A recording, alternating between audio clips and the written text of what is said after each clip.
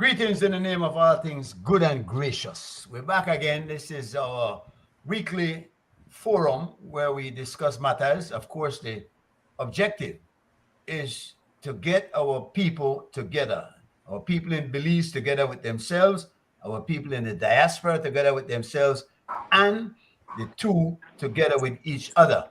Let me say a big welcome to Mr. Leonard Brackett, one of our regular panelists, Mr. George Myvitt, indeed. We have been joined once again by the venerable Mr. Jose Coe, a man with a wealth of information, experience, and ideas. So we're trying to tap into that also. We have Gregory Morrison, who is also a regular on our show. The show is governed by Robert's Rules of Order, a quite common sense thing that dictates that proper decorum be established and carried out, respect for each other when they're speaking. I have learned in my lessons of public speaking that the first order of the day is to say what you have to say and shut up. You can speak until you make your point. You cannot speak until you convince everybody in the room about what you're speaking of, because there will be differences of opinions. The show is also governed by the rules of good argument, not to be confused with any quarreling, but argument where there's an exchange of ideas and we try to reach a consensus that brings us as close as we can come to the truth. Understanding that truth is a rather dynamic thing. It does move from time to time, but we're trying to get a grasp of what is happening. There are lots of issues that we have to deal with. We'd like to do it in a reasonable, respectful manner. Good night, gentlemen. One and all, those listening, we hope that we can continue to grow this show. We believe that we're getting more people out there participating every week. We have a few regulars that's on, and we have to big up Sammy Dredd, who's always with us and offering comments and whatnot. We ask you to get involved. We ask you to send in your questions, your comments, and we can discuss that and see what we can come up with as far as consensus is concerned. Gentlemen, it is the 9th of March just passed. Any comments on that? I mean, let me start with that.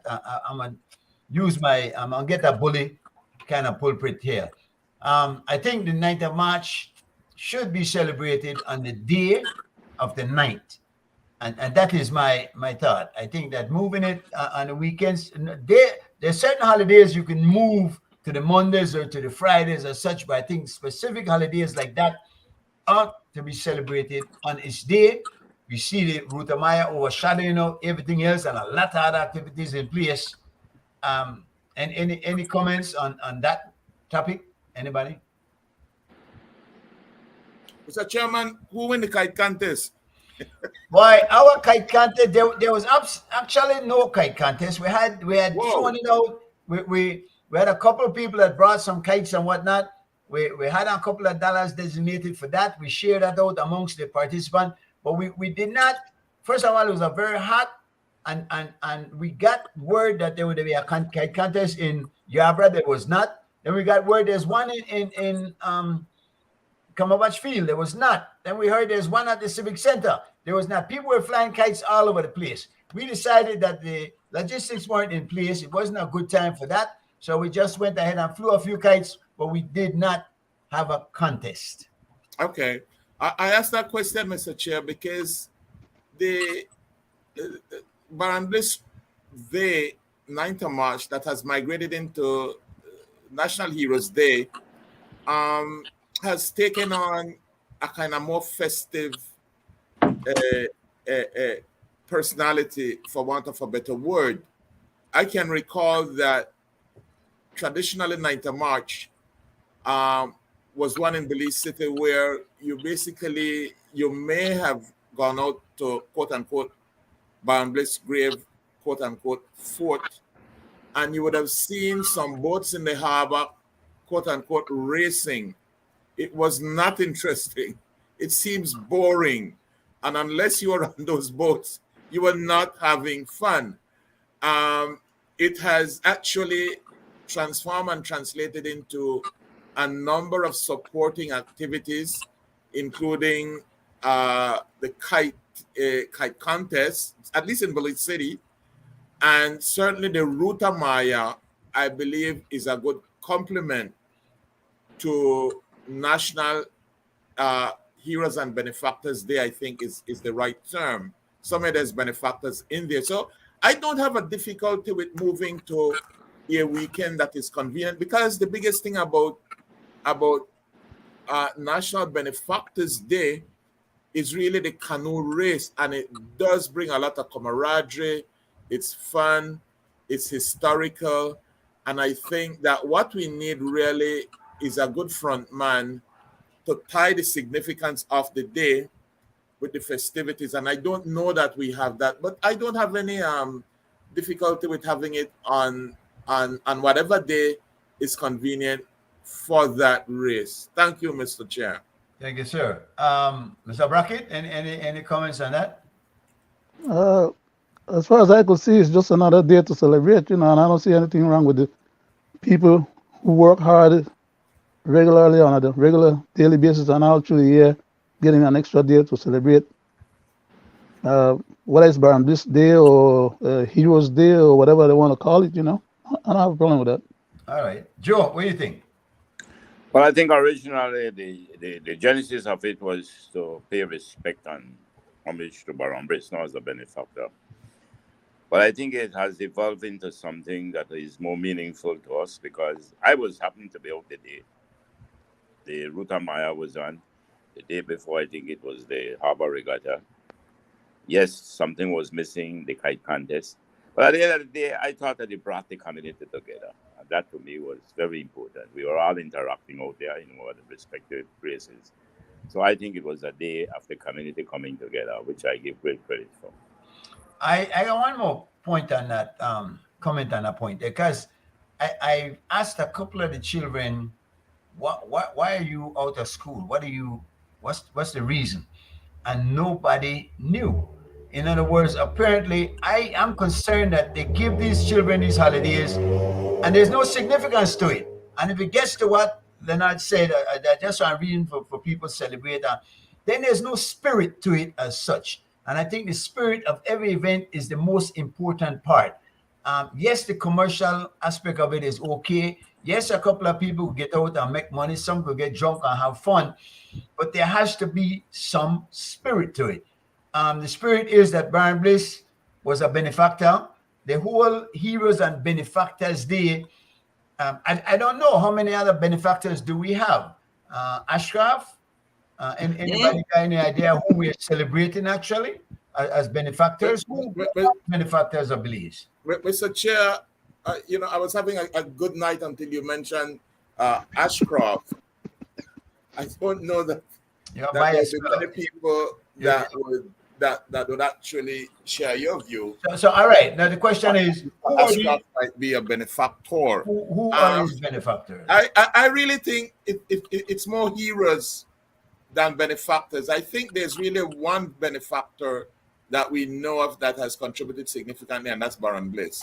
I was not a fan. I must say that I was not a fan of erasing or transitioning from Baron Bliss Day to a kind of more dilute Heroes and Benefactors Day. I was not a fan of that, but that is past. The decision has been taken, and we are where we are. I agree with you, Mr. Chair, that there has to be an education, not only for the children, though, Mr. Chair. There's a generation that whatever you talk that is civic, you talk about Guatemala, you talk about the cost of living, you talk about basic history, and the 20-something and 30-something generation, they are lost. And so I believe that there has to be accompanying these events, there ought to be some definitive public education as well as education in the formal institutions of learning as to what and why and how and where these celebration and events are taking place. So to your point, yes, education is important. It cannot be overstressed. And I believe it abets the whole process of reasoning. which is the biggest part of the human being, the ability to rationalize and reason. A person asked me the other day, what issues do these young people really gravitate around? What concerns them? And I don't see many apart from the environment. Some are focused on that, but like in particular the 60s when they had the civil rights movement, people were really concerned about. Nowadays, I don't know that much concerns these young people, and it's not a good path that we're on. Um, anybody else got any comments on that one?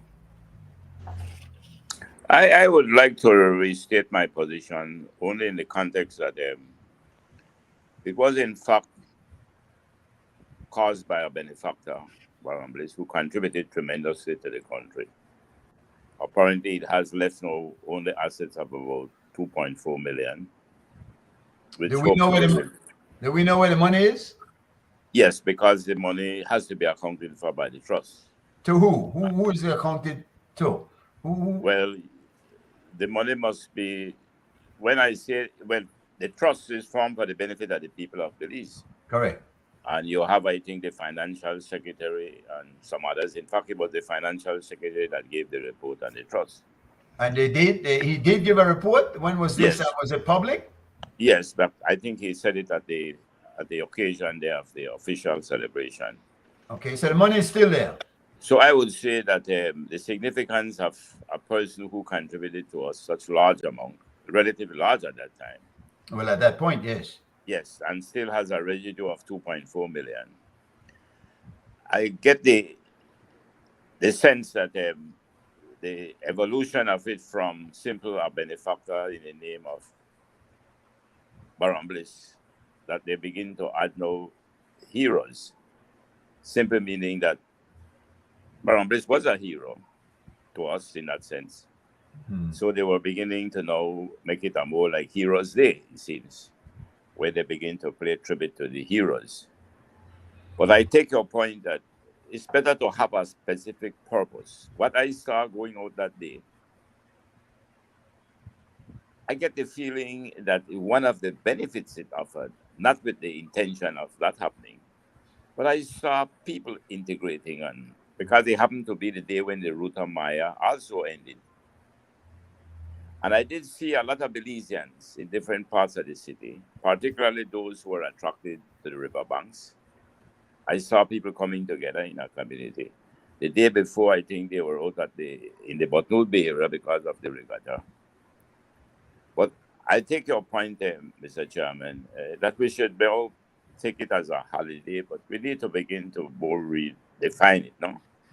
Yeah. And it seems to me that the government seems to more want to look at it on a day as when we honor our heroes.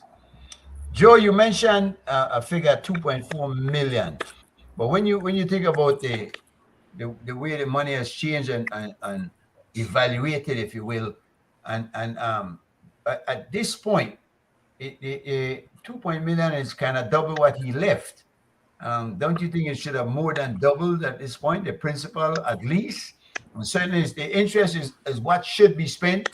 Are we seeing any new projects coming online as a result of the accumulated interest, if you will?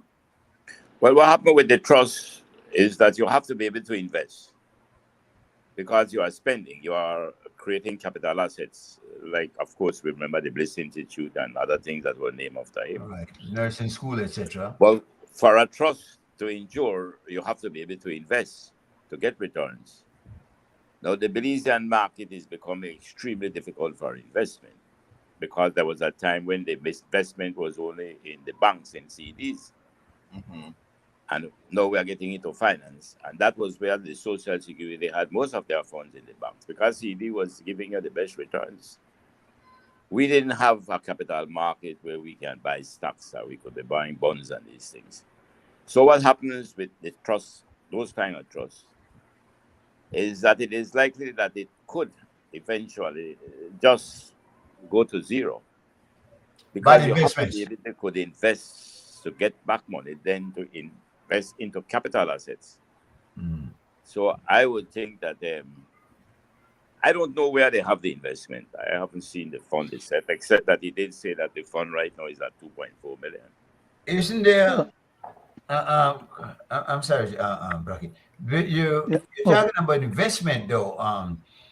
Uh, cannot the money just as it was meant to be sit in the bank and yield interest? Because the banks are using the money for their purpose, which is why you get an interest from it. Because they loan it out, they do things with it, and then they give you an interest as a result. Does it have to be invested, and what kind of risks are involved in that? Well, the banks, investing in the banks in the CDs is almost like gilt-edge investment. It's minimal risk, but the return is very low. And if you can get 2.5%, you are lucky. The bank, remember, has a high excess liquidity right now. I mean, over $500 million. And it means that much of that fund is sterilized. And therefore, if that is sterilized, the spread between what you are getting for putting in money into the bank and what they are lending at will be wider, because the spread have to be widened to give you a return to the sterilized funds. But the point I'm making is that a trust like that, if you are not seeing much spending, it's simply because if it goes into too much spending, though, it will become zero balance. Yeah, So, but you cannot spend that to zero balance because you cannot spend the principal, only the interest. Are we getting right, enough interest to spend? So right. So to me, if you cannot spend the principal and you are only looking to get returns on that principal, evidently the capital investment for the trust in building whatever they need to will become less and less. And then the trust will only be there. And over a period, yes, even at 2.5, there will be some returns. But they can only invest now into whatever areas the trust wants them. For example, any public goods area. That is what I think it has to be, in public goods. So are wherever you they want to invest now, because of the low returns, they cannot build another like Bliss Institute and those kind of buildings. Otherwise, they will have to touch the capital. where Mr. Koye, yeah. Are you aware of any recent investments by the fund? Any? Recent investments, anything that was recently done. We know it can be used to repair existing structures as such. But has there been anything new? I haven't heard of Anything? No? whatever Yeah. new they will be doing, obviously will be giving publicity, You would think. because the trust has to be transparent and they have to be accountable. No, Well, yeah. Brackett, you were getting ready to say something. I wanted to ask Mr. Koye a question.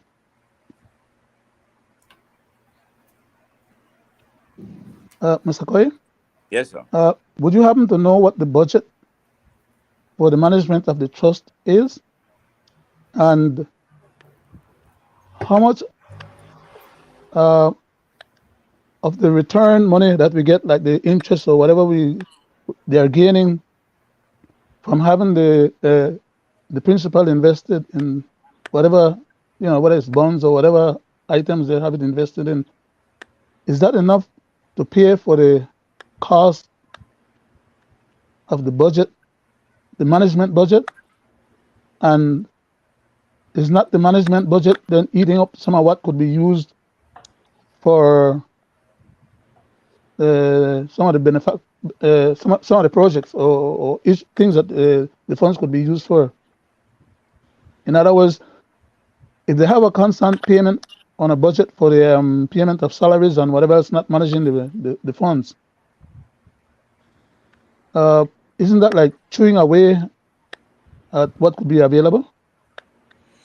No, I don't see that. I think that every trust needs to be managed and every management incur expenditures. You try to minimize it in a kind of trust like this. But I think the problem that would be facing the trust is simple, that today there is not much you can find in the Belizean market now that you can really say, well, I will invest in. If you look at the amount of areas for investment, apart from what used to be the biggest investment was in the banks with CDs.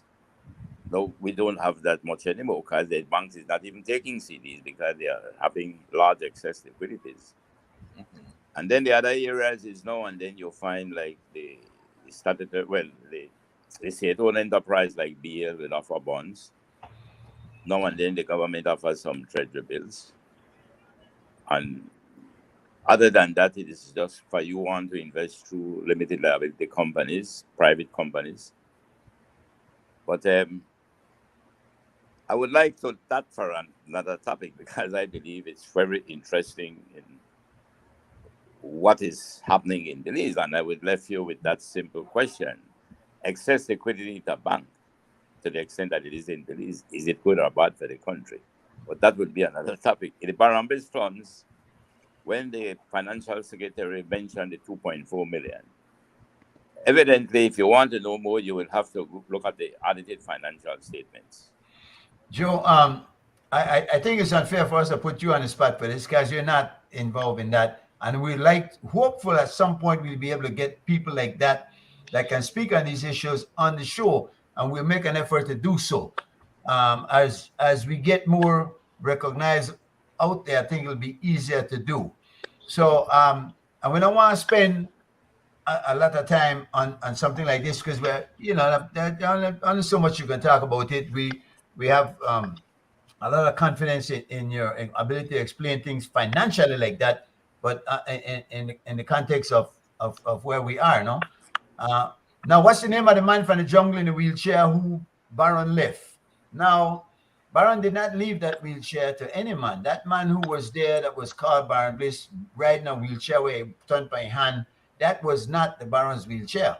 I did a lot of research on that, and from what I came up with, that it was not, and that nobody knows what happened to the real wheelchair. That old boy there that had I believe he had a 1 foot. You remember that man, Judge? He had 1 foot? Something like that. He had some. He was a paraplegic for sure.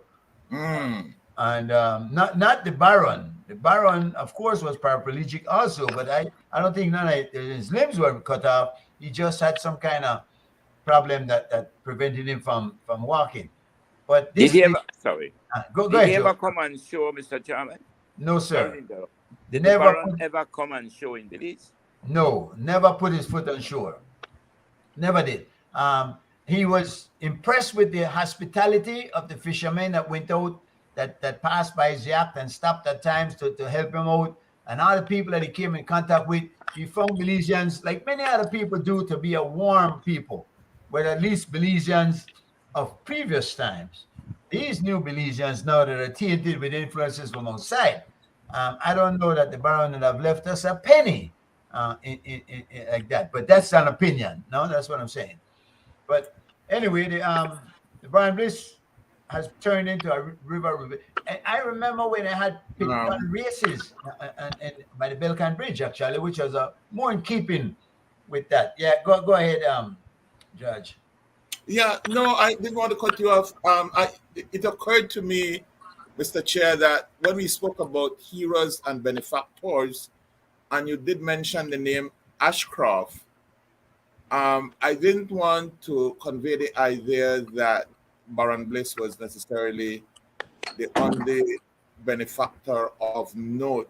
And maybe what would be worthwhile might be to invite the public or anybody in a sort of resource capacity to tell us whom might also stand out as other benefactors beside Baron Bliss. You know, maybe we're assuming or presuming that it's a singular thing and there's only Baron Bliss, but perhaps there's more than just Baron Bliss. That's the first thing that I have, and it might be a triviality, but I'm wondering if the Baron has any surviving relatives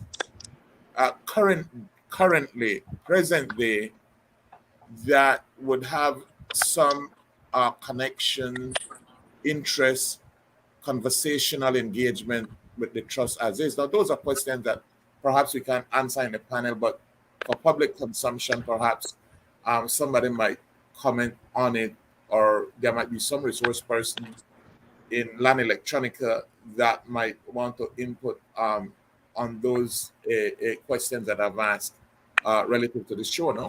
Yeah, I know that he was married. He had no children. His wife died sometime around 1934, I believe. So it was all about the Baron leaving everything to Belize. England took its a fair share in taxes, but there's it's there in the history books if anybody wants to discuss it. I think moving forward, we it's important that we should get a yearly report on what is happening, what can happen, what should happen, as opposed to just having a little ceremony and somebody get up there and say something. Make we see some concrete figures as to what is happening. That is just how I see. Listen, let's switch subjects now to go on to something else. The cane farmers are again protesting. What is the problem here? Why can't these people come up with an agreement that will carry on from year to year? Every year is the same problem. What can be done about this situation? And anybody any ideas about this? Joe, I see you leaning forward. What is the problem? Why should government nationalize the cane industry once again? But then again, it'll be tough because you also have Santander in the game now. What is the situation as it stands in regard to how the cane industry will continue to benefit Belize in any prominent way? Well, Mr. Chair, I'm not gun shy, really. And I must say that a large part of my public life, i.e., my employment with the Fisheries Department, has been in relation to comparing a return on investment for a number of enterprises. At one point, I did an analysis of the return on investment of farm shrimp, tilapia. At one point, we were raising a fish called Rhachycentrum canadum, aka cobia.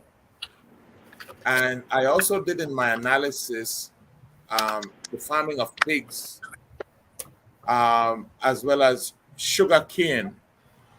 And I have to tell you, Mr. Chair, that the returns on investment for sugar cane was very, very minuscule compared to other agriculture production, primary production activities. So I think that when you look at the arithmetic of it, sugarcane is not necessarily the best enterprise, especially for small stakeholders. But we would need the experts here on this. Again, yeah. I was a part of the Ministry of Agriculture, obviously Agriculture and Fisheries, and one of my colleagues who was very learned on this was one Mr. Sergio Garcia. And I think it would serve us well if we could have Mr. Sergio on this issue specifically. He's an expert there. Do you know him well enough to invite him? Yes, he's my friend. But I'm saying this, Mr. Chair, to say that I think that the problems that we see in the sugarcane industry are recurrent. When you think that they have reached an agreement, and perhaps they have, something else rears its head. So there's something core there that is obviously not settled. When you mention the issue of nationalization, ideologically, that's a bad word, one. And two, Mr. Chair, when you say nationalization, I don't know what you mean. I don't know if you mean nationalization of the processing end of it, i.e. the sugar factory. I don't think that you are mentioning, I don't think that you would mean the production side of it, but that needs to be clarified. What I would say, Mr. Chair, is that there's a huge environmental cost that is not being taken into account. From time to time, we hear the New River is as polluted as it gets in Belize. And I'm saying that to say to you that the problems with sugarcane production is not only the economics of it, but there's an environmental side. And I think from a macro policy standpoint, the government of Belize has to decide what it is that should be done about sugarcane farming. I haven't heard any convincing narrative as to where this should be headed. I can recall that earlier in my career that there was a huge move to diversify the North. You can recall, gentlemen, that at one point we had USAID in Belize, and a part of what USAID did in terms of investment was an investment in infrastructure, i.e. road, bridges, etc. And that was to facilitate the diversification of the North. But obviously, that has not taken hold outside of some farming of papaya that has actually gone the way of the dinosaurs. Right. So I think that there's a need for really a serious conversation on where we go with sugarcane. Personally, I think that it's really a domain for large producers, and there's a social aspect of what it is that we do with the smaller people. You know, there are a lot of inefficiencies there, and I know that Brother Joe and some of our other panelists will speak to this, but that is my knee-jerk reaction in response to the sugarcane recurrent embroil. All right. Let me take a minute to introduce Gregory Merson, one of our regular panelists. He's been absent. You have to go on the board and write 100 times. I will be here every week. But we understand you have a busy schedule and whatnot.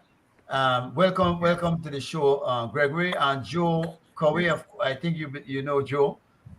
Yes, I do. I know. Yeah, he's become a regular participant. I know he's been, this is his third time, I think. And we embrace that. So I think he has a lot to contribute.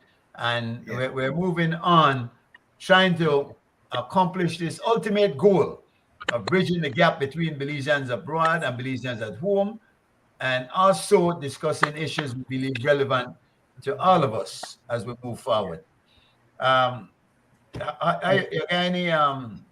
Anything you want throwing in at the pot? Well, I was listening to what Mr. Mivett was saying about the sugarcane, and he made some very good point. It does have some real environmental issues with dealing with the waste from it and the contamination and the way the field is being treated in preparation for the next planting season and all that. But I know we had that market for a while, and it served us well when we had preferential treatment for our sugar.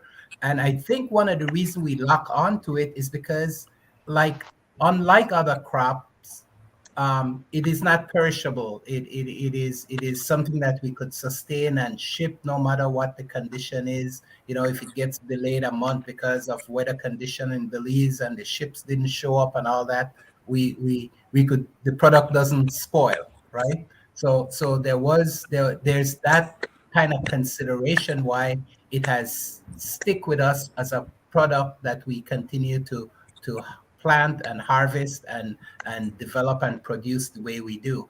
But it does have some of those real costs of environment, and also, you know, we need to figure out on the broader scope land use type of application what's best to grow in Belize and harvest and stuff, so that we in fact are not destroying the land.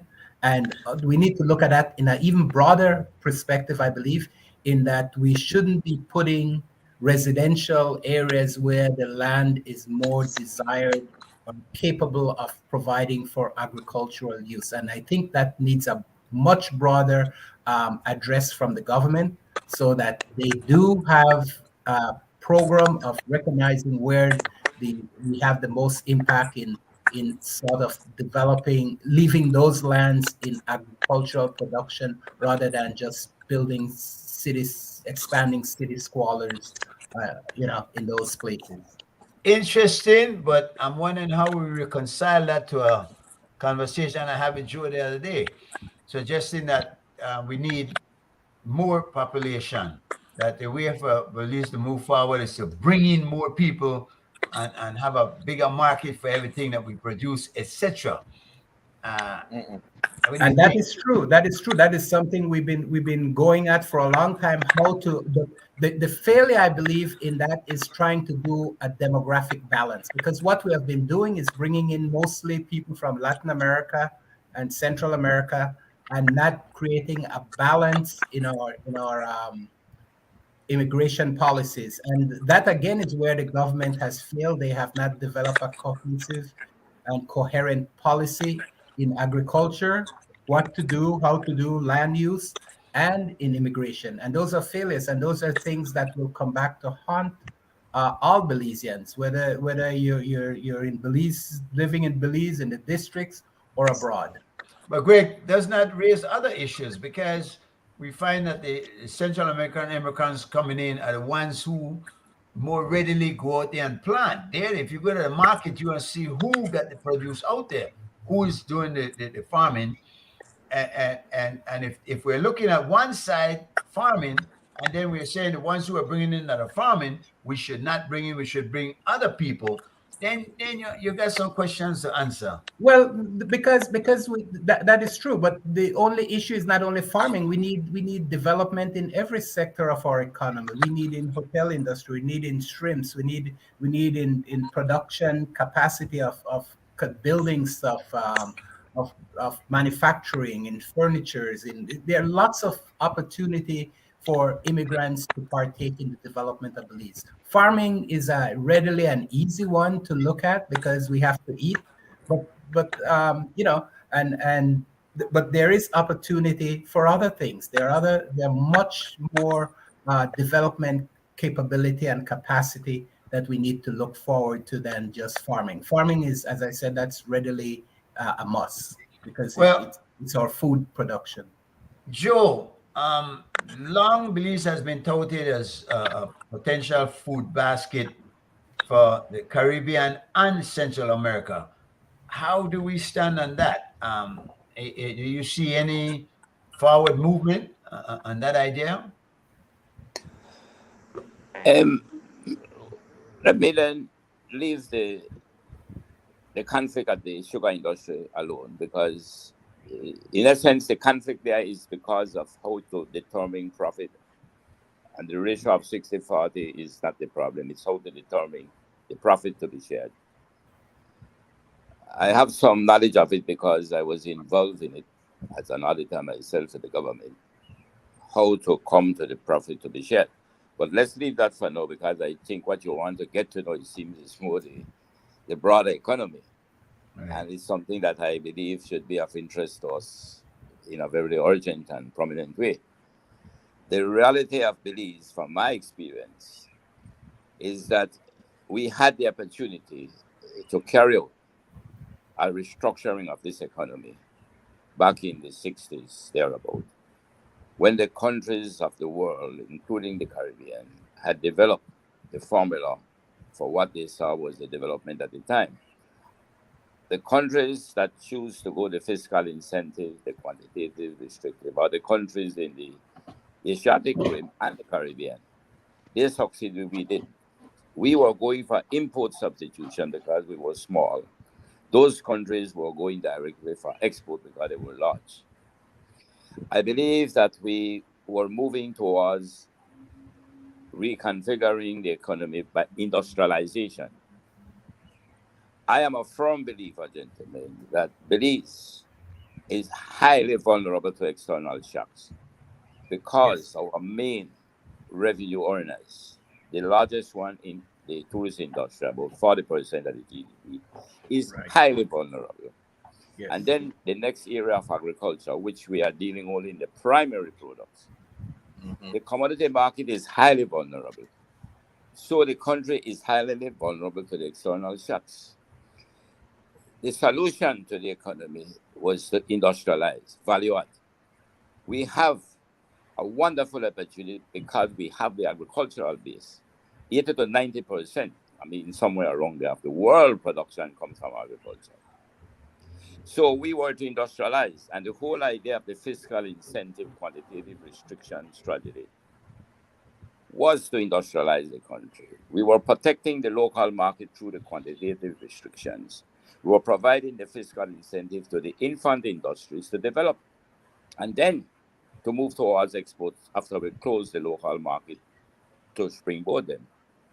The reality of the Caribbean, particularly Belize, these infants never did shed their diapers. So we never did get to industrialize. Today, Belize remains highly vulnerable to the external shocks, and the pandemic highlighted it. So I am a strong believer that if we do not begin the industrialization, as I think we should have some time ago, Belize will continue to be highly vulnerable.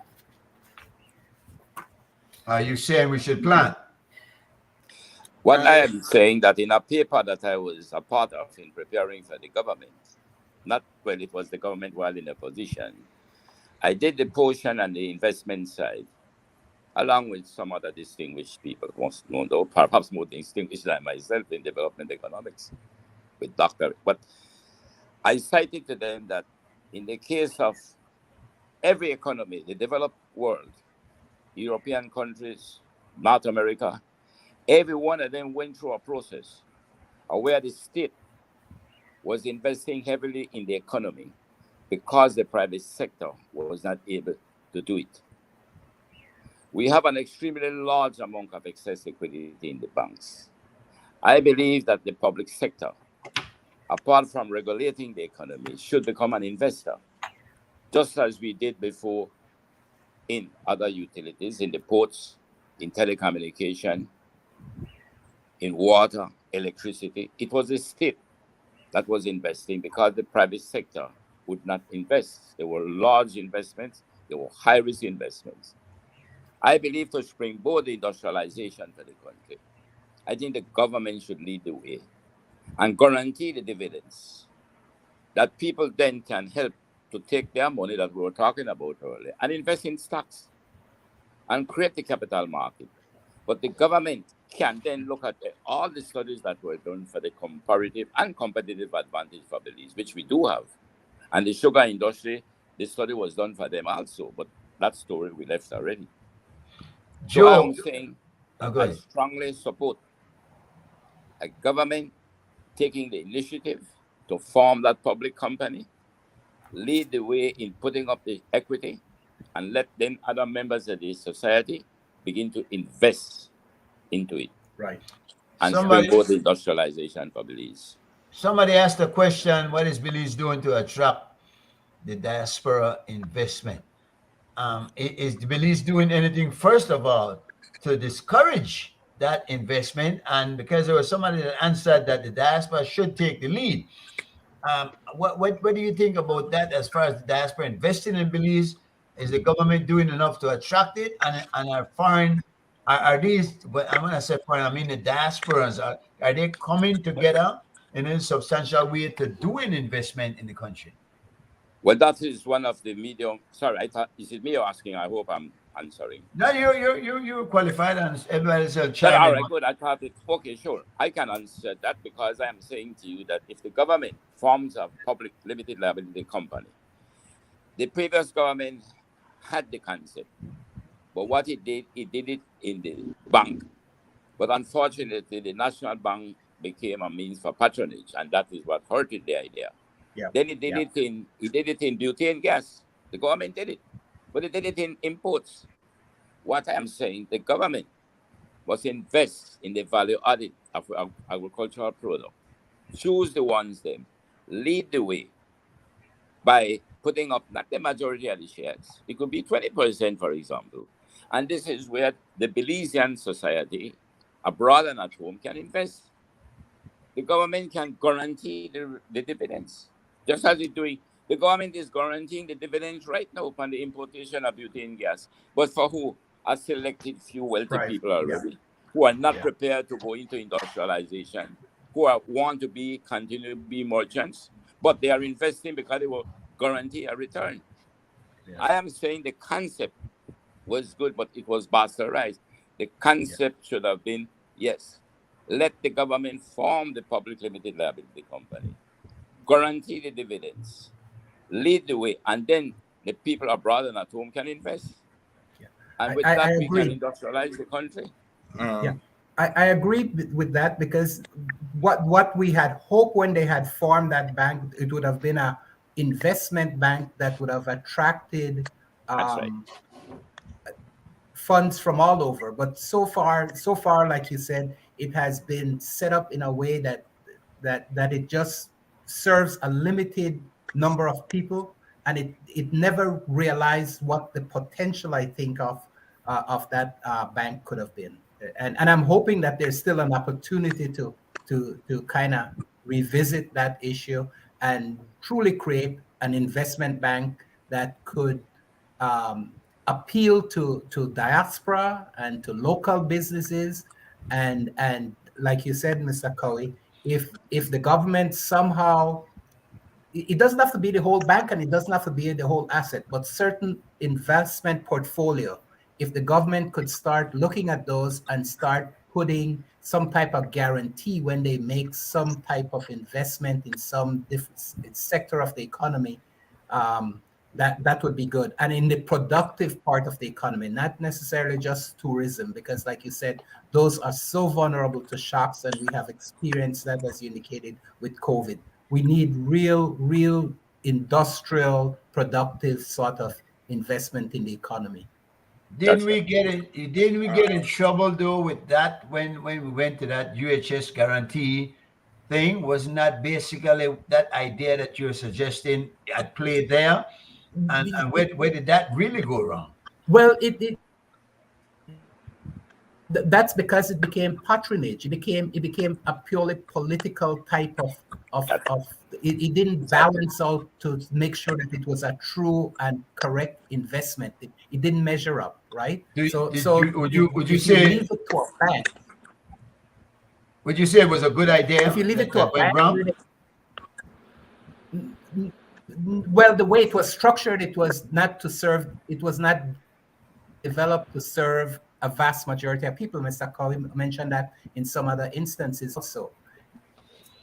It needs to be a broader approach that everyone could get involved in it and participate and be a part of it, not just 5 doctors or something like that, that's all related to you in some ways, and the money becomes a political spin around contribution type of thing. It needs to be a true investment vehicle that people can see, can check the integrity of it, can have audit of it, and it has returns to that the public can participate in. It needs to be that type of vehicle investment. Wonderful, gentlemen. It's 9 o'clock straight up. See why you got anything to throw out there as far as you got any ads to play? We got anything we need to lead intermission here for, or do we continue?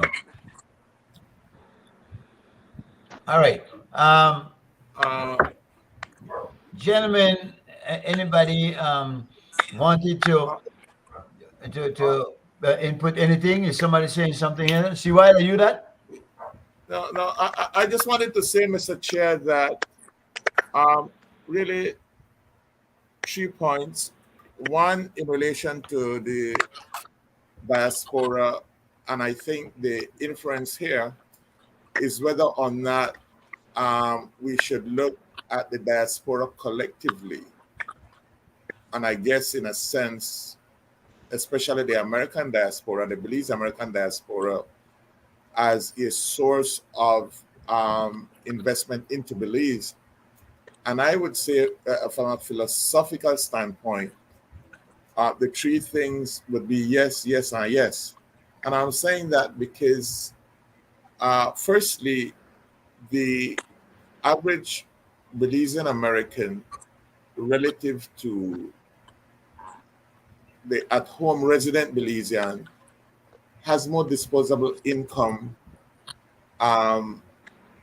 really at his disposal.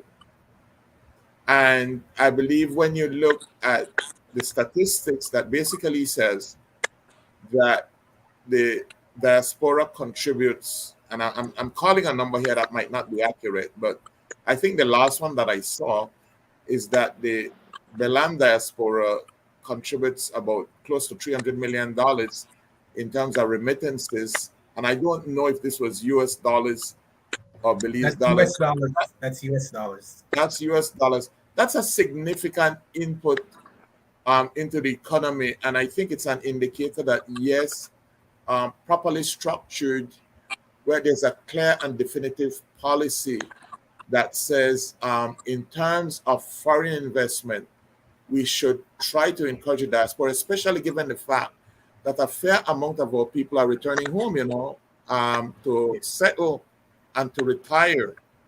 I believe that that should be one of the policy areas. We have a Minister of Diaspora Affairs, and perhaps that should be one Henry of the Charles, I think. I think it's Minister Henry Charles. Henry Charles, to encourage our own people in the diaspora to invest.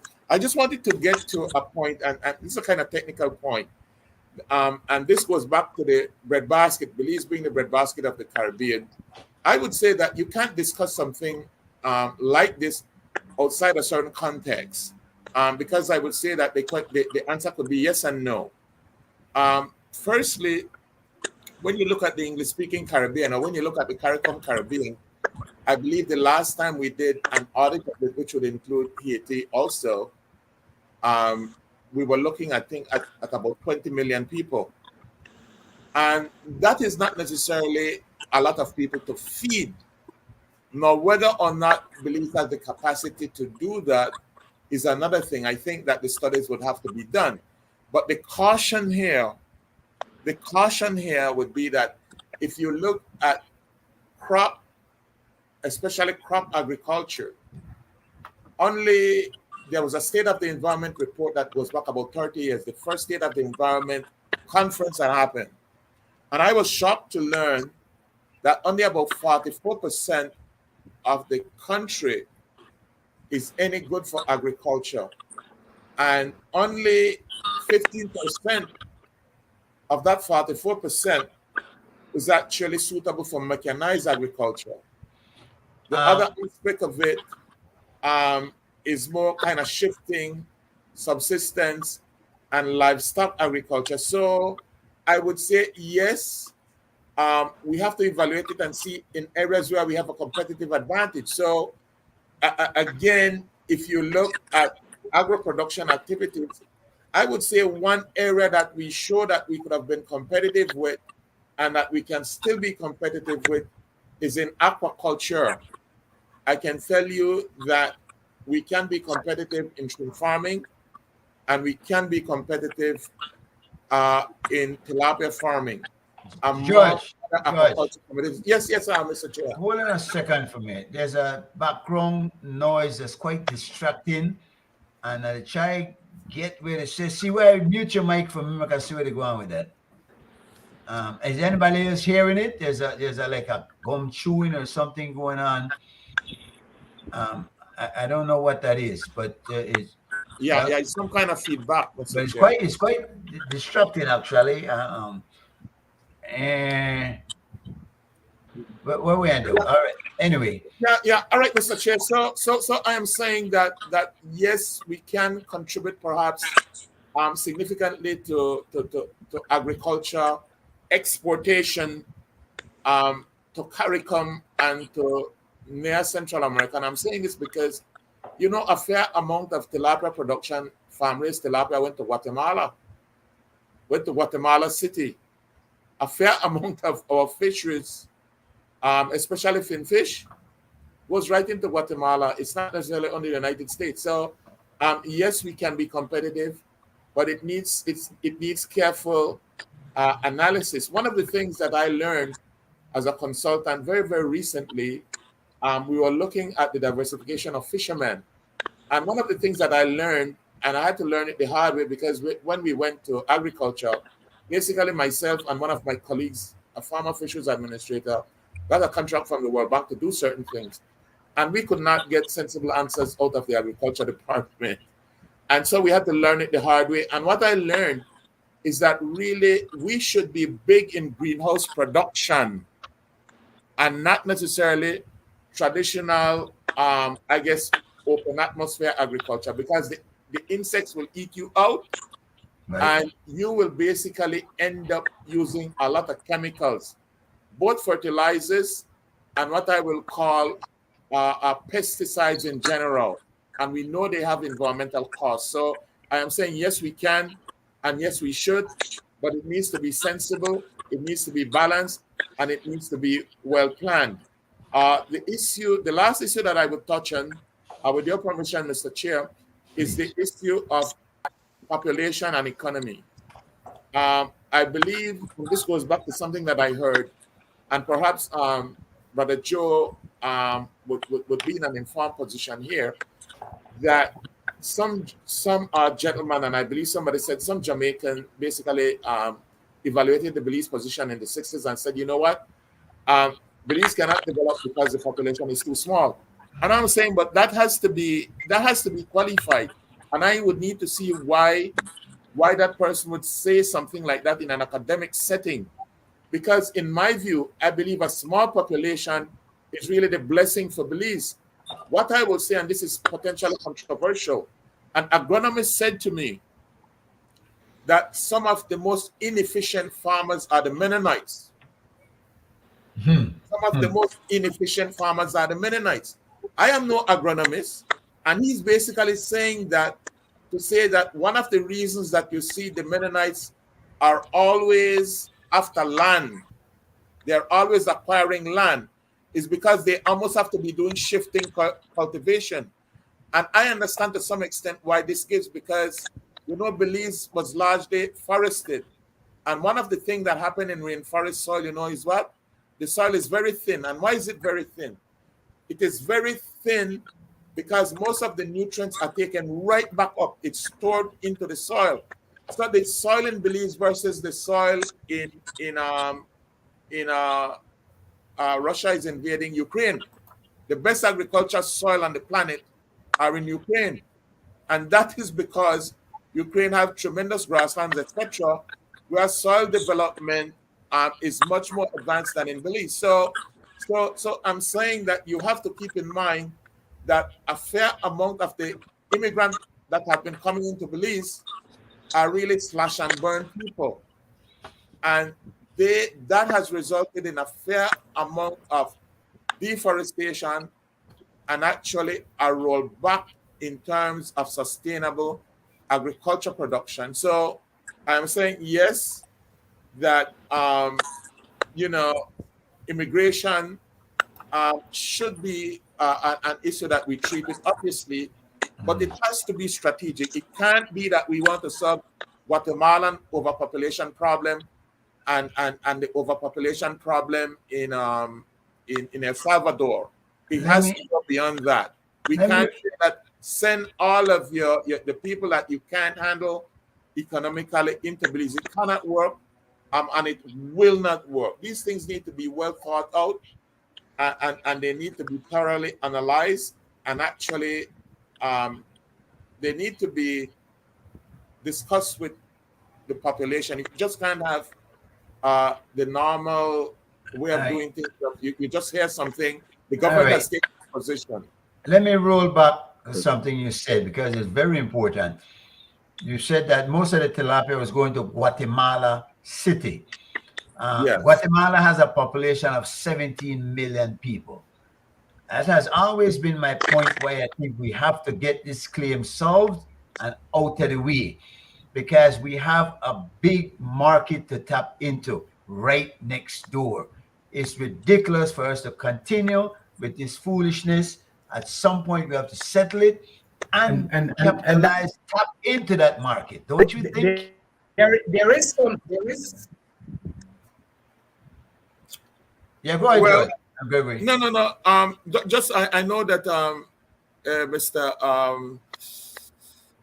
Mr. Morrison wants to jump in here, but I would say, Joe, I'm just punctuating this to say that when we talk about the breadbasket of the Caribbean, it should really be the potential breadbasket of the Caribbean and Central America, including Mexico.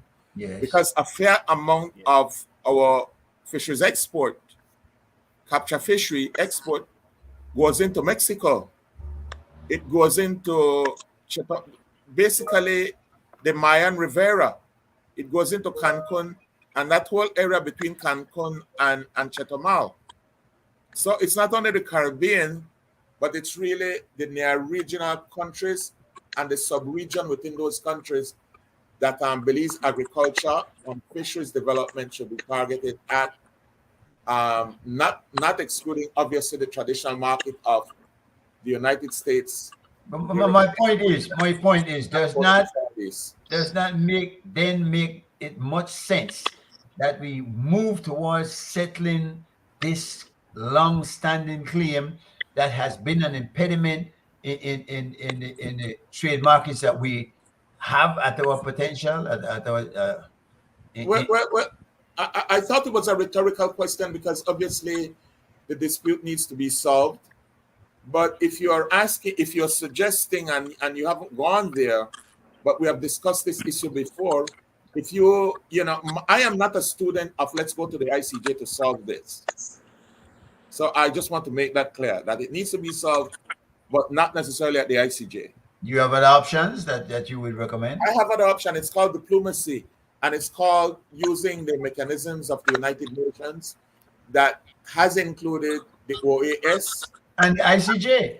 and there are issues that we have treated with. For example, Guatemala has been an aggressor, and we have not registered in any meaningful way. In fact, when we go to the UN, we basically said that Belize and Guatemala are peas in a pod, which is the wrong thing to say. I believe that we need to say, listen, Belize is for peace and prosperity, but there's this neighbor that has a history of genocide that continues to violate the territorial integrity of Belize, and we need to register it at the UN, Yes. and we need to say that the UN should basically assist in maintaining the peace. But I can't believe that we have not done that, George. That We has have- been done. Judge Price himself. I don't did think that. we have. I don't think I we think have. we have. I do think we have. I think Well, we have done that. No, I don't Where think we have are we- registered it with the United Nations. We Where did that are we? leading up to independence. In fact, a part of the conditions for independence was that we settle this. So anyway, we know But that Mr. would take Chair- up too much time because I don't. Mr. Chair, listen, I know a fisheries man. You gonna see and you chum the water, but you know what fishing, you want to walk away. I'm saying to you, listen, I agree with you that the advice of the UN was, listen, Belize should be granted its independence,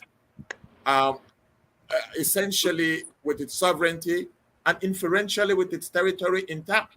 But there are issues to be solved. And I am saying to you, Mr. Chair, that going forward from independence, Guatemala has been violating our territorial integrity, and we have not used the tools at our disposal to register at the UN those violations. That has not happened. But George, you're not agreeing that one of the major tools at our disposal is taking the matter to court. If you No, have, I can't agree with you. hold up, let me explain though. If you have a property and a neighbor is encroaching on your property and demanding your property, what do? You either fight him off, do we have the ability to do that, or you take it to court. What is the problem with Well, I Mr. don't. Chair, I don't think there's anything wrong with taking it to the court because that's the ultimate decision. But I think validly we have not made the opportunity when Guatemala blocked us in the sea at the Sarstoon, when Guatemala come ashore and they vandalize our land and cut and remove material from the country. We haven't registered those as those have action. been registered? They've all been registered. Those Not at the United Nations. I haven't Yes, seen they any have. indication. I haven't seen any indication where the government of Belize has made a protest to the United Nations that our territory has been violated. There have been some little discussions and stuff, soft talk we saw that they do with the OAS, but I haven't seen anything really calling Guatemala to attention at the United Nations. I disagree, but I don't have anything in hand. Joe, do you have any input on this matter? Yeah, I would like to if you allow me to, Mr. Chairman, quickly I want to Please. do it. The core issue of the economy, could I just say it in a few words that everything we were saying before evidently has been done before in terms of how we restructure the economy. The problem is that they were not being complied with. And I will not prolong it by telling you what happened in the sugar industry, which was one of the studies done, and in the rice industry to increase productivity for Belize. We did not carry out the plan that was done by the Inter-American Development Bank with 3 distinguished experts. We did not carry out the one for the rice industry that was done by Taiwan. It's simple to me, the issue of not complying to bring the efficiency to the economy. Now, coming to the issue that we have gone down the road towards is the issue with Guatemala. And I believe that whatever we register now to the United Nations, and I think we should, whenever there is a violation of our sovereignty, we should register it internationally, whatever for the United Nations. But I think that the matter now is before the International Court of Justice, where it should have been long ago. And I feel like now there is no need to try to prejudge the outcome or make any determination. And I think what we do now is make sure we have a strong case. Make sure that strong case is presented, and then we go from there. So I believe that much of the other issues may not be so important. I'm not saying that they are not. But I think the issue now is to continue to make sure we have our strong case being well represented. Unify. We need to unify. We need to be together on this, all in one voice, yes, saying this is our country, and we know that this is ours, and we're not giving it up. It's the only peaceful way to the solution. It's the only peaceful solution. Yeah, unless we go fight them, can we fight them? We don't even have half a million. They have 17 million. Well, anyway. We even want to remove the Queen from the dollar and distance ourselves from colonialism, as we call it, or neo-colonialism. But at the end of the day, what do we have? Is the BDF up to the task of resisting whatever invasion might occur if Guatemala decides to get bold? And with all else that's happening in the world today, let us face the reality that it's a possibility. Iran and Israel are rattling sabers. China is looking at Taiwan again. Under the cover of these other conflicts and whatnot, it's very well that we might be at risk. Don't we need to rely on those who are our friends or can be our friends, regardless of how we view them? And that's a question I really want to ask. Any thoughts? Well, I think I was around at the time when the decision was made to internationalize the issue. And of course, the British didn't see it as something that would work. The greatest success to me when it comes to the Belize effort and input to deal with this issue was the success of internationalizing the issue. That was where we made great success. There was a time when you all know that the whole Latin American country, particularly Central America, we couldn't get a vote from them. Correct. It ended up that we get all the votes in the end except Guatemala. The whole So world, I think actually. that Belize had made its case known to the world. Thanks. Guatemala and the And US. international support. Guatemala and the US. So to Yeah. me, that was a victory for us, but it was not the ultimate victory. Right. Because even though the countries of the world had recognized our independence and our right to independence, the only way now we can make it more secure, not saying absolutely guaranteed, is to go before the International Court of Justice. So now we take our case there, and that's where it is. So I believe that much of the discussions now will be only, it's not speculations, I mean, just trying to prejudge a situation. I think whatever we didn't do before, the thing is now that we have done the ultimate thing of going to the International Court. And whatever we didn't do before will not be able to change the evidence that we have now to go to the court with. The decision made. The die is cast, actually.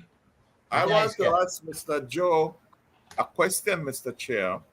Yes, sir, please. I believe that the current foreign minister on a show, Jules Vasquez's Wednesday night show, basically said that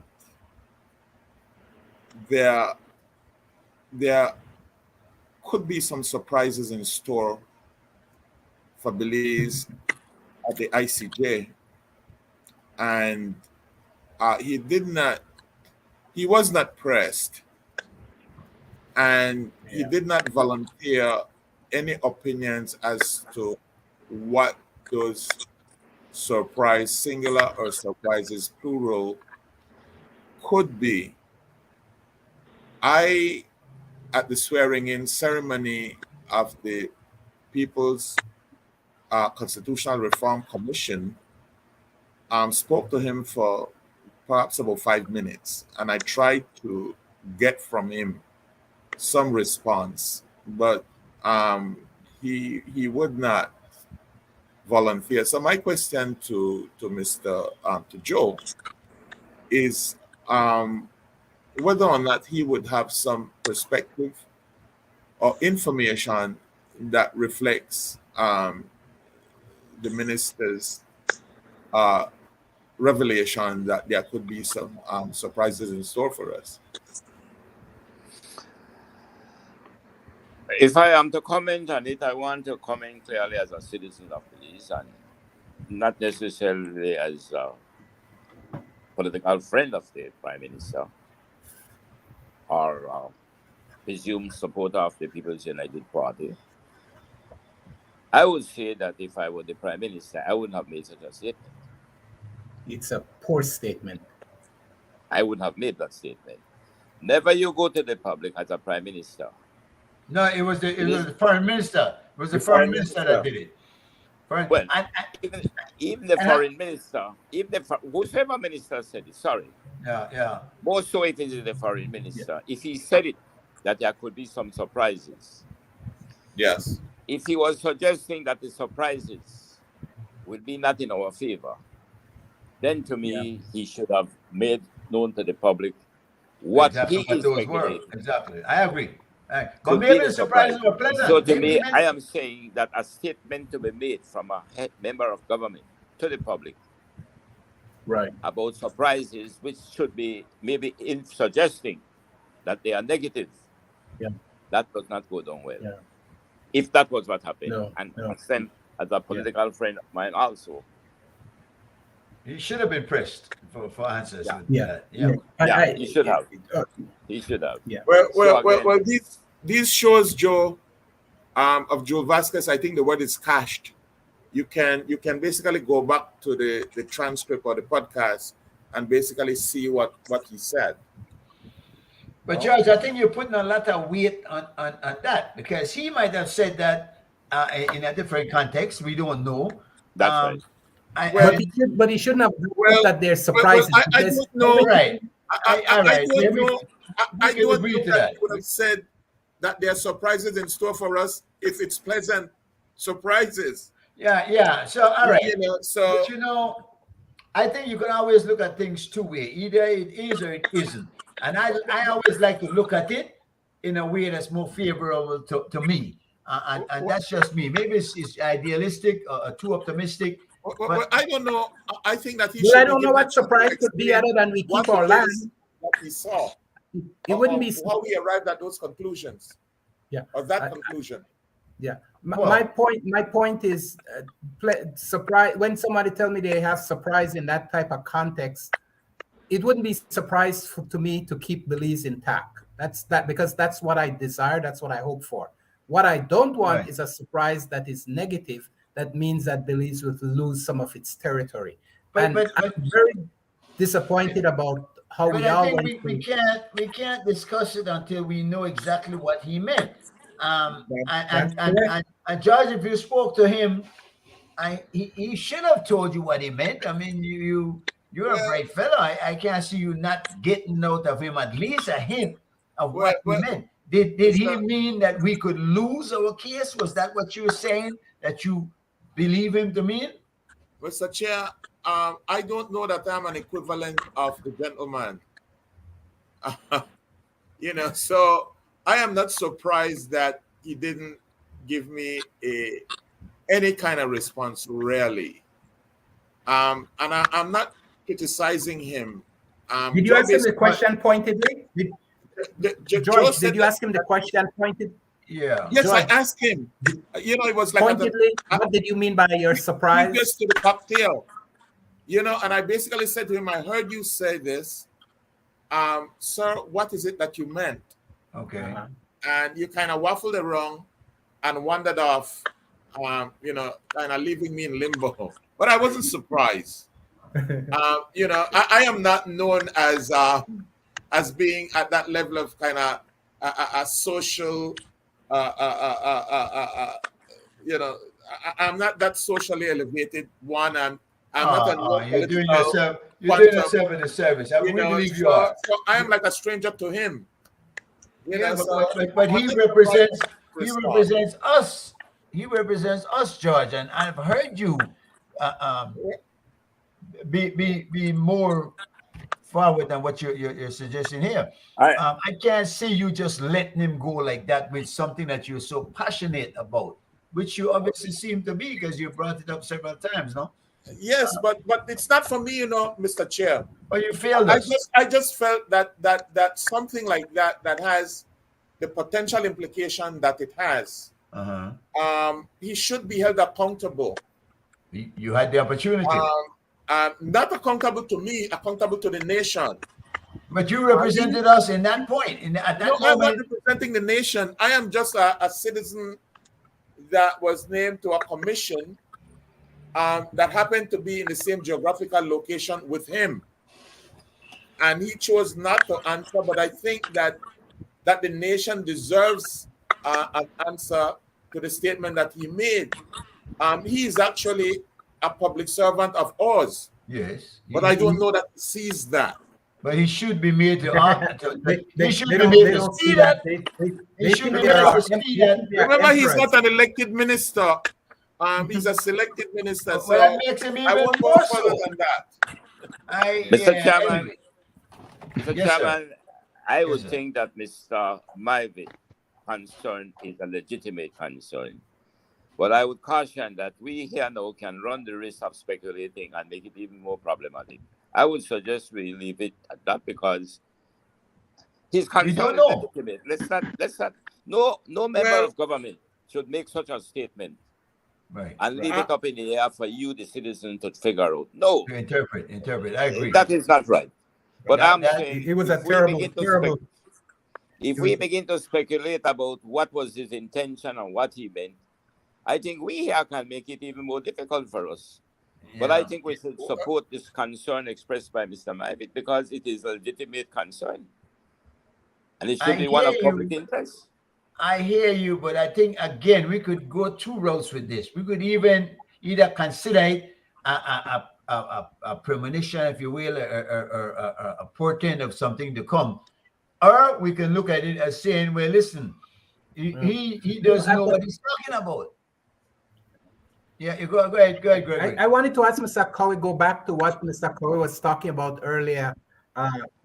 You were talking about the production of rice and sugar and how we didn't follow through in some of the policies intent that was laid out and some of the options that was given. Was that because those industries suffered some setback because of weather that we were having in Belize? So at one point, some drought, then at one point, some hurricanes and things like that. Do you think those were some of the reasons why those policies never followed through? Or was it just total neglect on the part of the industry people to just continue with a consistent development plan? What happened with us in the era of sugar, for example? There was a complacency that came because of the protective market given to us by the European former colonial masters under the Lome Convention, as you are familiar with, you mentioned it earlier. So much of our agricultural product and sugar was very much protected. During the period of protection, what we did was increase production, but we didn't increase productivity because we had protected markets. And that was so in Right. all the areas of where we were exporting our raw materials in agriculture. They were protected. They were protected to the Right. point that was even what they call export protection, where if the Yeah, exports would preferential fall, market treatment. yeah, but where the exports would fall, we will also be paid the differences in the next 2 years. No. What happened is that when the study was being done, and some as recently as I would say in the late 90s, when we came to office in 98, I was first the Minister of Commerce and Industry. When we came then, I found out from 3 experts from the Inter-American Development Bank that had done studies for Belize and Suriname and some other countries in the region, that in the case of the sugar industry, they came to the realization that Belize was wasting its land. They believed that if we had go to improving the cultivation habits, improving harvesting and transportation, we could increase productivity. And what they saw in the case of the sugar industry, that the land, they could have used 75% of the land under cultivation to give you the same returns in terms of tons and even increase the sucrose contents. But they had to change the cultivation habits. That was not done. I see. Then they showed us in the case of the rice industry, the Taiwanese were the expert in that. They took an example, I was there myself, with an 100-acre land. They showed where 25 acres of that land with proper irrigation and very simple, just using some PVC pipes, etc. They could have get the same output from 25% of the land, the same amount. Again, we couldn't get it done. My point that I am making strongly, this is where, for us, to industrialize this country, we So do have the problem seems to be some structural issues in how we practice farming then, or It is. particularly The sugarcane cultivation. administration of things. It is. The problem with us, no. I believe that this new company that comes in and take over the industry, they no doubt understands what they need to do to increase productivity. But the conflict there is over the issue of how to share the profit.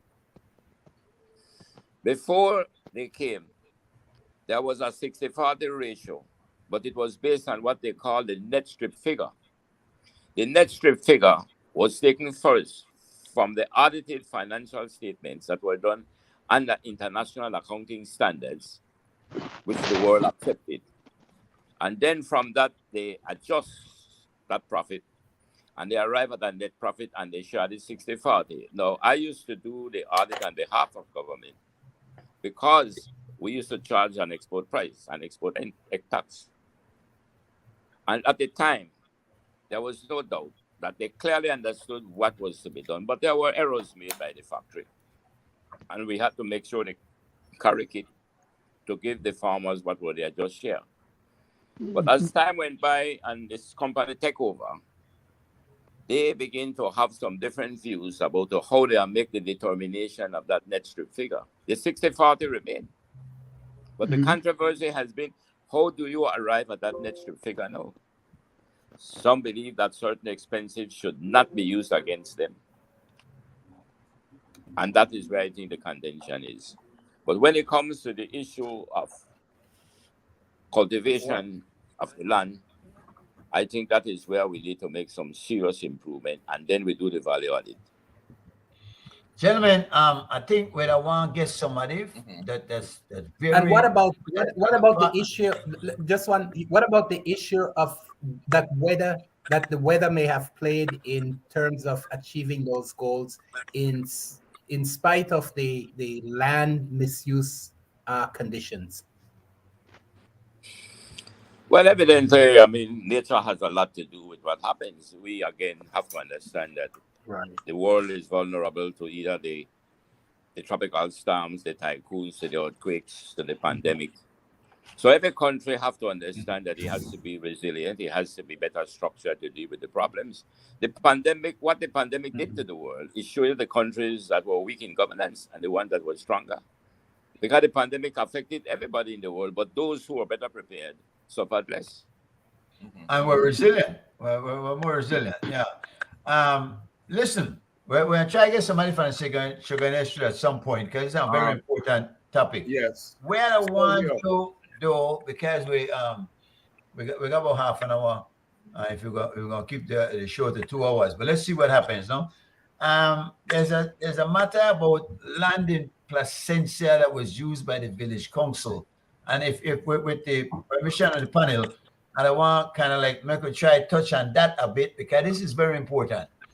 Now, Joe, you understand? You have some interest down there too, and what about this 66 feet from waterways? Does that still stand? That should be public property, and that's private owners cannot bar private citizens from making use of that. And you know anything about that? Yeah, that's the law. There's a 66 feet reserve. But is it adhered to? Is it adhered to? Huh? Is that adhered to, that the public can have access to that 66 feet? It should be. Yeah, that's the law. Yeah, you cannot put up no fencing beyond where you have your private property. The rest is the reserve. You have to have 66 feet reserve. What is happening in Placencia and some other parts of the country? Some of them are filling out and some are losing land. Yes. So the ones that are filling out, evidently, it means that they have more reserve. So those who own the private land will find that the 66 feet may become 78 feet. But that doesn't give them the right to extend out theirs. They would have to get the permission from the government to extend. And then there's no assurance that in the next year you might not lose again and it come back. But the 66 feet is the law. It's an innocent passage, free passage. Anybody can go and bathe at the beaches there. You cannot have any private beach there. Right. No part of the country for that matter. Joe, my understanding is that not necessarily where accretion and reef building is taking place is the problem generally in Belize, but it's where erosion is taking place. So for argument's sake, if my property boundary at some point extended to the landward base of the 66 feet, meaning my property boundary at time T had 66 feet of beachfront property, but it eroded and the sea is now where my property boundary is, or really is landward of where my property boundary is. My understanding is that the 66 feet does not apply.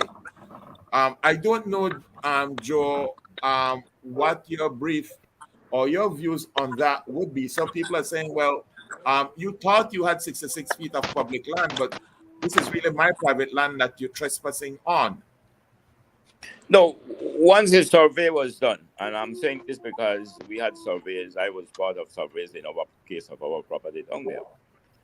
But once the survey has been done and saying, well, listen, this is your marker here.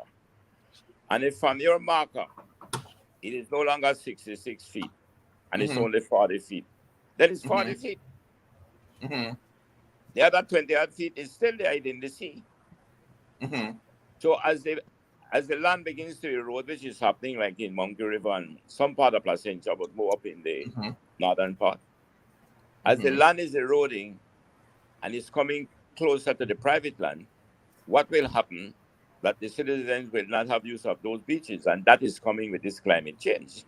Yes. So the truth about it is that if you look at the projections done by the experts for this part of the world, in the next 50 years, you might not even have Placencia. Right. Yeah. I mean, I hope it doesn't happen. But if we continue to be treating the environment the way we are, they are saying that that will happen. So the erosion is starting. In some areas there is accretion. I know some part of Placencia there is accretion, but it's not it's more in the what we call in the bight now. But, well, there's a net loss of land, really. Yeah. When you look at the big picture, there's a net right. loss of land. That's right. It is a net loss. You're correct. What's happening here though in Placencia? It seems that the village council used to use an area of land and that they sold it out from under them, and that the village council themselves now are not able to use it for functions that they used to use it for because somehow it was sold. Isn't there something improper there, don't you think? Strange enough, I'm not familiar with the case, but they cannot sell the reserve. Yeah, They would but have to sell the reserve. So to me, if there is land that was being used by the village council, it had to be national land, not private land. No, I don't familiar with the case as to what land it was and why did they decide to sell the land. I'm not familiar with the case. It was in the news a couple nights ago, and even tonight, I think they touched on it a bit. I think the defense is that they're saying it was not actually public land, that it was somehow always private land, and the village council was only allowed to be using it, but the owner, who was for a long time obviously not too concerned with the land, has now decided he wants to sell it, and the new owners do not want the village council to use the land. Now, one very interesting case, and I think we should maybe look at that a little more when we become more versed with it in the matter. No, I think we will hear more about it in the next couple of days. Sure, well, Mr. Chair, remember that there's a kind of eminent domain proviso for the government. The government can acquire land in the public interest. So, but that's a political decision, no? And I think that I am on the same level with Joe. I don't know anything about the situation, except that my wife kind of mentioned it to me last night, that there's something brewing in Placencia. But for me, I think that the villages should have this sort of common property access should be in their favor, no, philosophically, without knowing the details of it. And the government, central government, has the wherewithal to acquire if it is warranted. Yeah, depending on who owns it, no, because some people are bigger than the government, or so it seems. There's another matter down south about an allegation against the minister from down south. I don't know if you're aware of it, Joe, where he supposedly bought some air conditioning, and it's an allegation, and he has denied it, by the way. But it has happened too many times before. I think a big problem is that we see some of these ministers having private businesses, hang on to these businesses while in government, and send business their own way. Or they acquire businesses that they can benefit from through government use or government business. No, isn't there something very wrong about this though, and how prominent is it in government? We've seen city councillors, for instance. Right now you have this fellow that owns a quarry, and seems all the business is being sent his way. Don't you think that when a person becomes a minister, that if they have a private business, they ought to isn't the job of governing a full-time one, don't you think? What's your thought about that? Knowing the law to the extent that I know it, because we had to, it has to do, of course, with ethical standards. But a citizen have all the right to have a property, means having a business. If he chooses now to offer himself, for electoral politics, and he succeeds at the polls, I don't see it necessary for him to have to just abandon his business or just close it down. No, the law allows for him to continue to have a business. What he must not do is that they must not use his position to benefit unfairly. And that comes because of the Finance and the Audit Reform Act and the ethical standards. So if the matter should come let's say before the cabinet for a procurement contract, and your company wants to tender, the company has all right to tender, but you must not be involved. You have to absent yourself from decision making. But that's a thin line in a draw there, don't you think? I mean, No, it is a thin line in the sense that it becomes back to the issue of characters, whether in government, whether in private practice. It's not the system that is failing, because the laws are there to make sure that there is not abuse. But if the characters involved in the political process are not upright citizens, then of course the transactional politics takes over, and then they abuse the law. But the abuse of the law is no reason for innocent people to be punished for the abuse by corrupt politicians. They are the ones who should be dealt with. You don't change the law to make it more difficult and undermine people's right as a citizen because yeah, some corrupt politicians abuse it. But you can't change it to discourage those corrupt ones from doing it. And maybe if in the process of doing that, you kind of make it a little harder for what, because when a person gets into government, he gets a decent salary. I mean, why if you're gonna put yourself there, you I believe you feel like you're sacrificing something. It's But not livelihood. I go back to the time as a public officer. Well, And particularly when I was in the we Customs don't- Department as a senior public officer. You know what was said by the then financial secretary, who was Cottrell. He was an English guy. We were still having the expatriates running the public service. He said, we must understand as citizens and as human beings that you will never be able to be paid to be upright. We cannot pay you to be upright. You must be upright. So this argument about being able to pay them better so that they do not interfere with the public purse, no, you will never be able to pay them to not do it. Yeah. What you need to do, and that is what this show, I believe, is why I think a show like this is so important. When the citizens agree that they will take the effort to participate in their democracy and how they are governed, that is when you'll put an end to those. Well said. The whole free society is grounded in the belief that the elected must bend to the will of the people. It's not the will of the people must bend to them.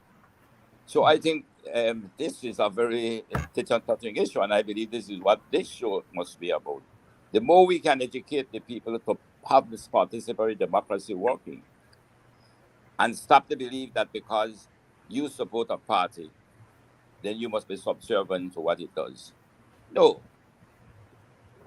The laws are there, and the laws should be complied with. And we must make sure that we hold them accountable.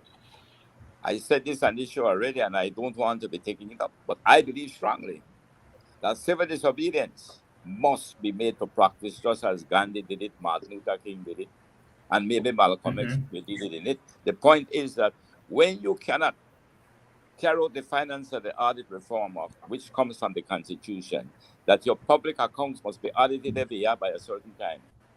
I would say you have a right to withhold your taxes.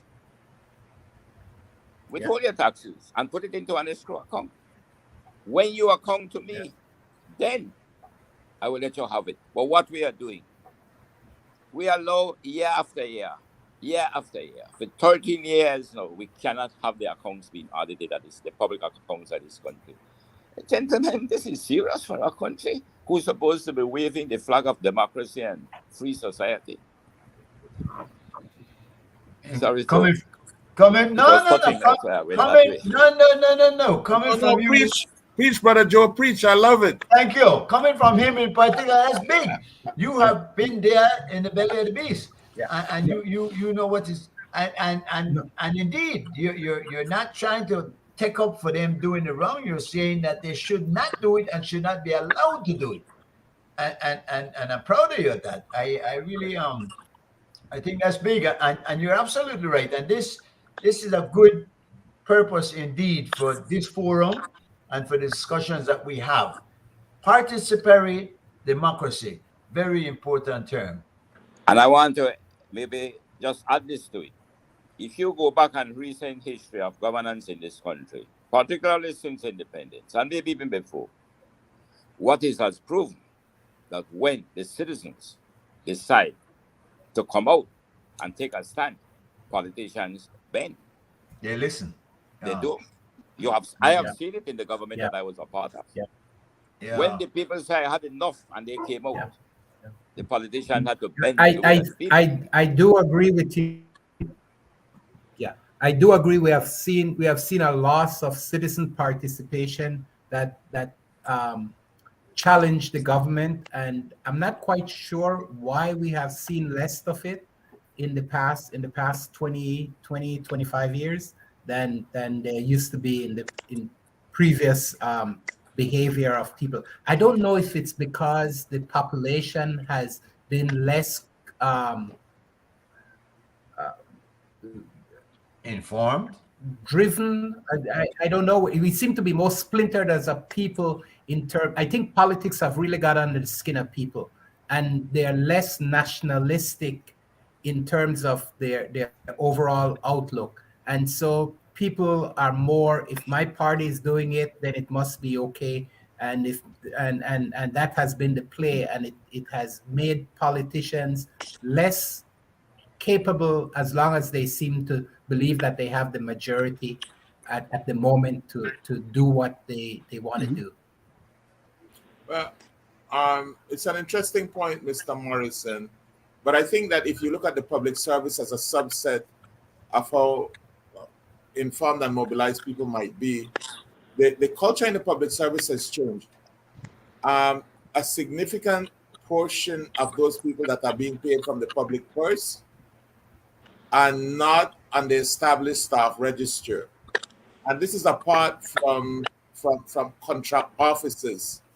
I believe that there are legitimate need for some contract officers, but generally, as a part of the political patronage business, the politicals and the political parties bring on their coattail those supporters with them.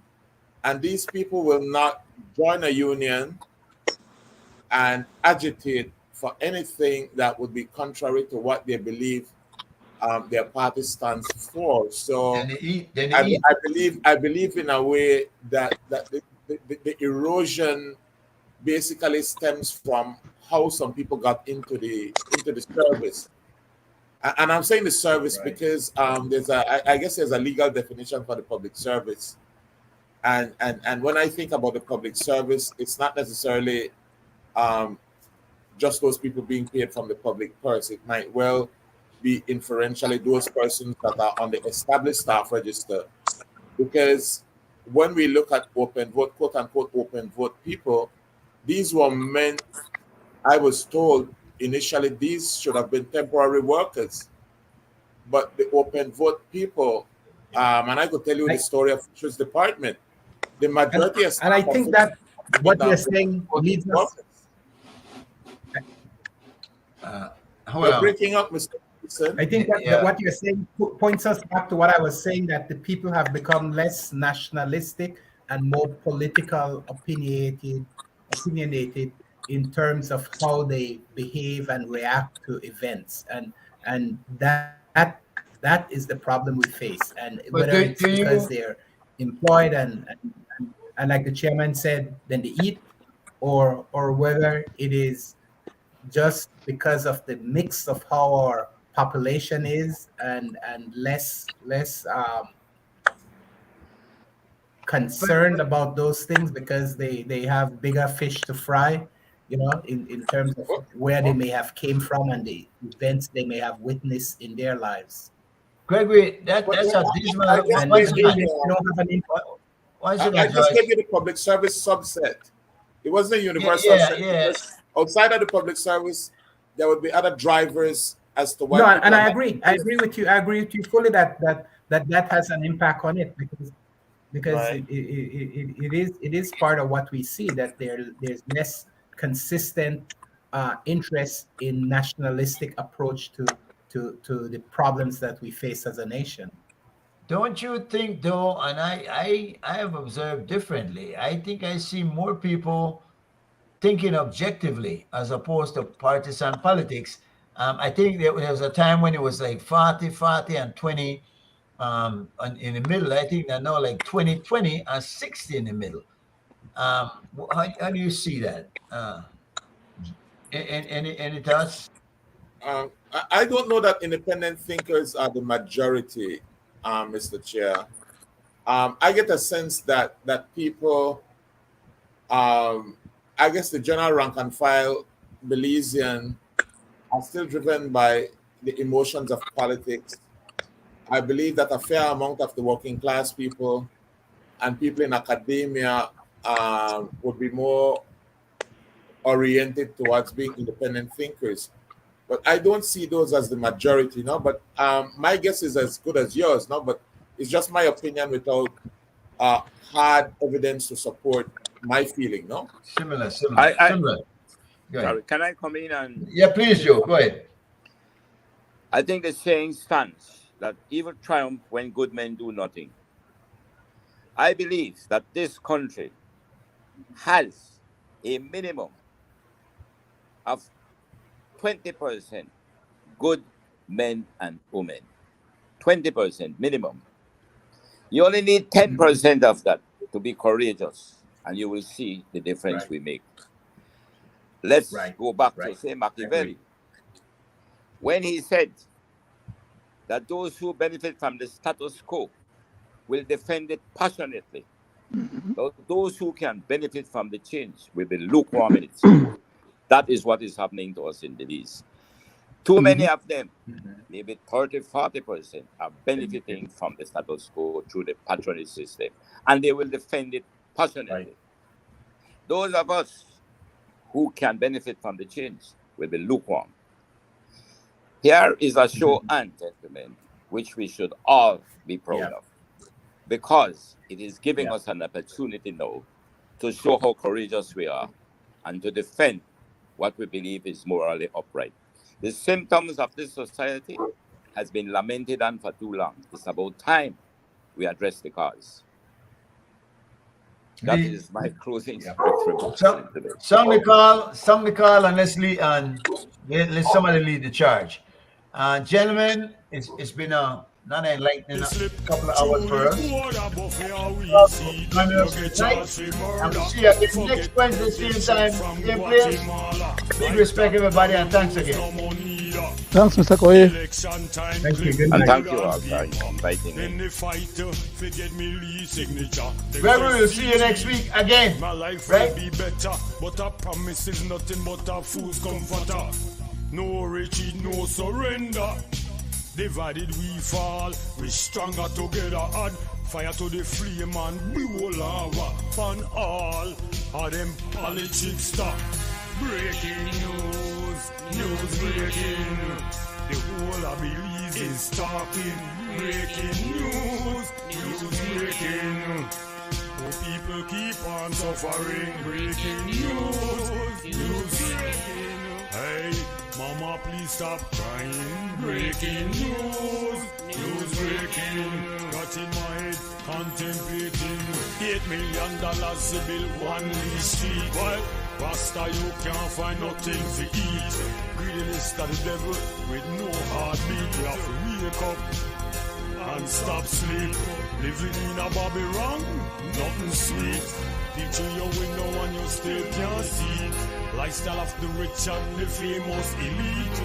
They no sow nothing, the jewel and the reap.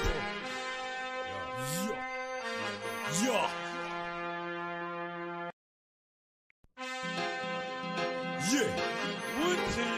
This one I call breaking news.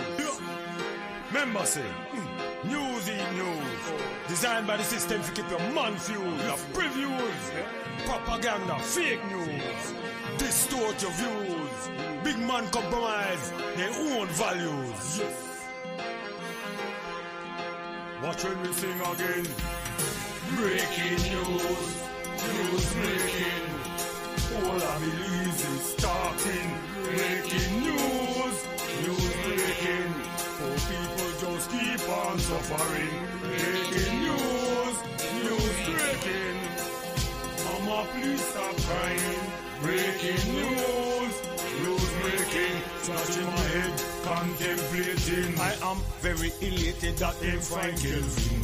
Even though we don't get the full overstanding. And what about the rest of people them missing?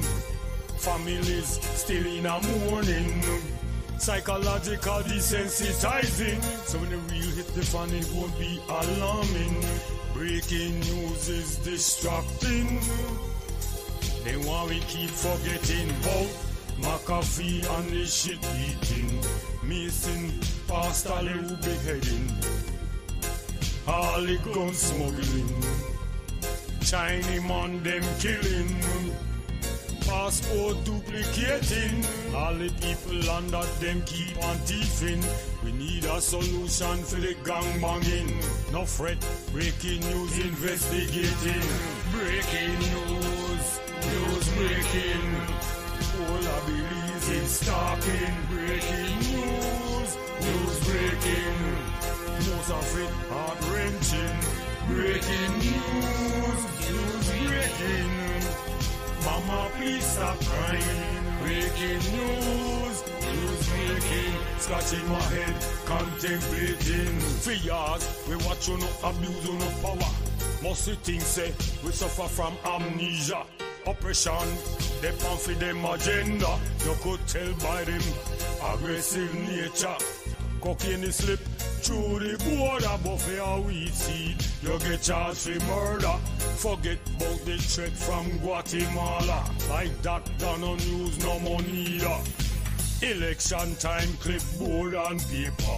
Then they fight to forget me Lee's signature. Them say CD, my life will be better. But a promise is nothing but a fool's comforter. No retreat, no surrender. Divided we fall, we stronger together. Add fire to the flame and blow lava. Fun all of them politics stop. Breaking news, news breaking. The whole of Belize is stopping. Breaking news, news breaking. Oh, people keep on suffering. Breaking news, news breaking. Hey, mama, please stop crying. Breaking news, news breaking. Got in my head, contemplating. $8 million to build one Lee Street. While Rasta, you can't find nothing to eat. Greediness to the devil with no heartbeat. You have to wake up and stop sleep. Living in a Babylon, nothing sweet. Teaching your window and you still can't see. Lifestyle of the rich and the famous elite. They no sow nothing, the jewel and the reap. Yeah.